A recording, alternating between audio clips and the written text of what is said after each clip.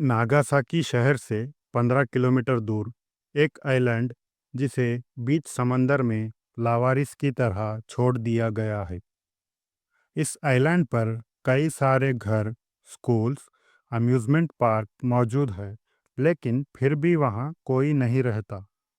आखिर ऐसा क्या हुआ जिसके कारण लोग रातों रात ये आइलैंड छोड़कर चले गए और फिर दोबारा कभी लौट कर नहीं आए? ये 16 एकड़ जितना आइलैंड, जिसे हाशिमा, बैटलशिप या घोस्ट आइलैंड के नाम से भी जाना जाता है, अपनी अंडरसी कोल माइन के लिए मशहूर था, जो कि साल 1887 में जापानीज इंडस्ट्रियलाइजेशन के दौरान शुरू हुआ था। इस आइलैंड पर 5,000 से भी ज़्यादा लोग रहा करते थे, जो वहाँ के माइंस में काम किया करते थे।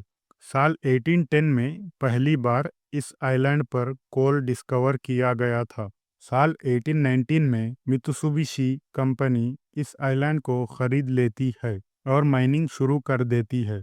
आइलैंड के चारों ओर बड़ी बड़ी दीवारें बनाते हैं, जो आइलैंड को सुनामी और तूफान से बचाती है। आइलैंड पर 4 माइंस होते हैं, जो करीब 1 किलोमीटर गहरी थी और एक माइन नेबरिंग आइलैंड को भी कनेक्ट करती थी। साल 1819 से 1974 के बीच करीब 15 मिलियन टन से भी ज़्यादा कोल निकाला गया था। माइन का टेम्परेचर 30 डिग्री सेल्सियस और ह्यूमिडिटी 95% होने के कारण वहाँ काम करना बहुत कठिन और ख़तरनाक होता था। साल 1916 में मित्सुबिशी कंपनी जापान की पहली सबसे बड़ी कंक्रीट बिल्डिंग बनाती है वर्कर्स के रहने के लिए। सेकेंड वर्ल्ड वॉर से पहले कोरियन और चाइनीज प्रिजनर जो जापान के कब्जे में रहते हैं, उनसे माइनिंग का काम लिया जाता था। इस हार्श कंडीशन में काम करने के कारण कई लोग मारे जाते हैं, जिसमें माल न्यूट्रिशन, एक्सीडेंट्स, एग्जॉशन जैसे कई कारण शामिल थे। साल 1960s में कोल को पेट्रोलियम से रिप्लेस किया जाने लगा, इसीलिए जापान में कई कोल माइंस को बंद करना पड़ा, जिसमें हाशिमा की माइन भी शामिल थी। इस कारण माइन वर्कर्स काम ना मिलने की वजह से रातों रात आइलैंड छोड़कर चले गए।